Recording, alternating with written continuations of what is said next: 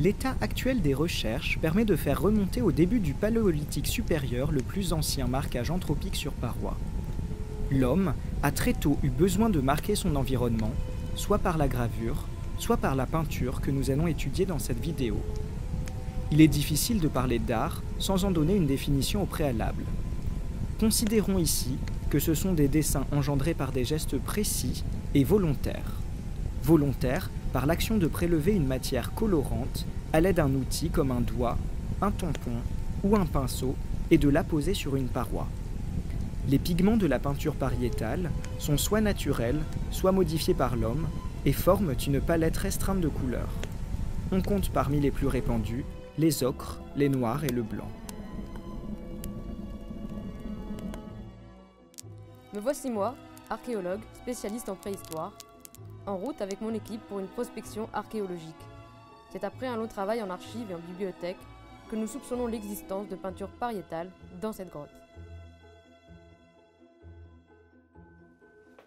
Et regardez, les peintures!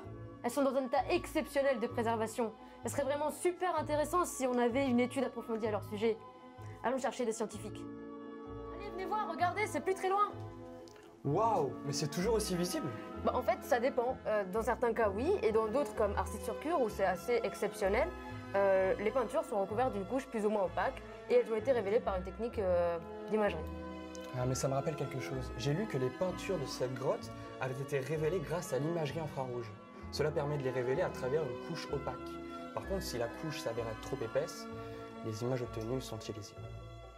L'imagerie infrarouge est une méthode assez simple. C'est comme prendre une photo. On envoie de la lumière sur les parois de la grotte et la caméra que vous voyez ici capte la lumière qui revient. La peinture absorbant plus la lumière que la paroi, elle apparaît donc plus foncée sur notre photo. Comme vous pouvez ici voir un exemple, nous avons un petit mammouth noir caché derrière une couche opaque qui a été révélée grâce à cette technique. Mais alors, comment faites-vous pour étudier les peintures sous une couche opaque? Bah, en fait, par exemple, pour la grotte d'Arcis-sur-Cure, les archéologues, et avec une équipe du CNRS bien sûr, ils ont établi une nouvelle méthode. Et donc ils ont, grâce à une fraise diamantée, c'est comme celle des drottistes en fait, et après avoir étudié la couche, ils se sont aperçus qu'elle était constituée de deux épaisseurs, l'une transparente qui était contre la paroi et l'autre qui était opaque qui était au-dessus. Et donc grâce à cette fraise diamantée, ils ont décidé d'enlever la couche opaque tout en préservant celle transparente. Comme ça permettait de faire apparaître l'œuvre tout en préservant en fait.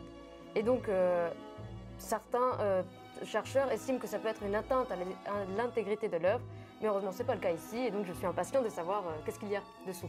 Et justement, je connais une méthode pour ça qui est la fluorescence des rayons X. Une méthode utilise les rayons X comme pour les radios. Le principe est d'envoyer des rayons X sur une petite partie de la peinture à analyser. Les rayons X vont être absorbés par les éléments chimiques de la peinture et vont réémettre des rayons caractéristiques. Les rayons X émis sont émis par cette source-là et les rayons caractéristiques sont détectés par ce détecteur-là. Les rayons caractéristiques sont la signature des éléments chimiques présents dans la petite partie de peinture analysée. Cette méthode permet de détecter des éléments même en très faible quantité, sauf le carbone. L'avantage de cette méthode est qu'elle est non destructrice et qu'elle peut être portative. D'ailleurs, j'ai les résultats de l'analyse que tu m'avais demandé. Ici, je vois que j'ai du manganèse et ici, je n'ai rien de concluant. Pourtant, à l'œil nu, c'est un seul et même dessin. Est-ce que tu aurais une explication à me donner? En effet, j'ai ma petite idée. Ce dessin, cette peinture est anthropique. On peut donc le qualifier d'artisanal. Et qui dit artisanal dit aléa. Il arrive qu'une seule et même peinture ait été réalisée soit à différentes époques, soit par différentes personnes, ou avec différents pigments.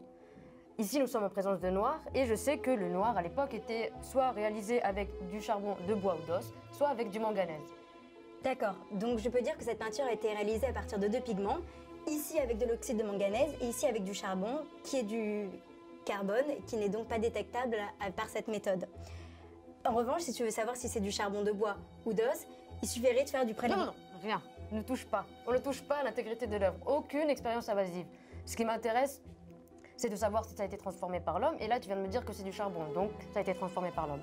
En revanche, maintenant que tu viens de soulever la présence de deux pigments différents, ce qui m'intéresserait plus, ce serait de savoir si le manganèse a été transformé ou non. Peux-tu répondre à cette question sans toucher à l'intégrité de l'œuvre?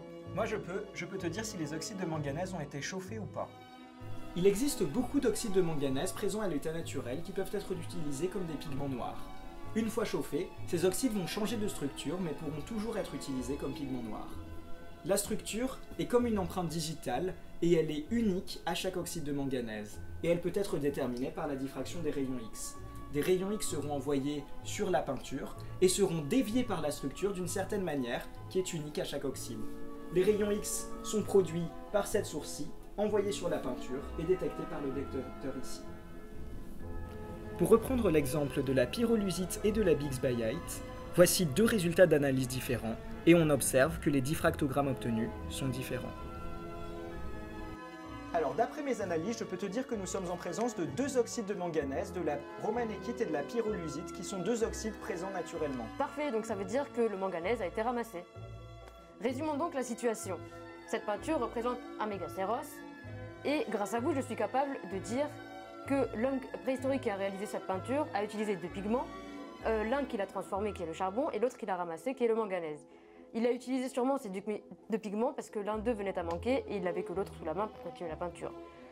À mon tour, maintenant, je vais confronter ces données et celles déjà publiées et réaliser un rapport. Et nous allons réaliser un article pour décrire nos méthodes.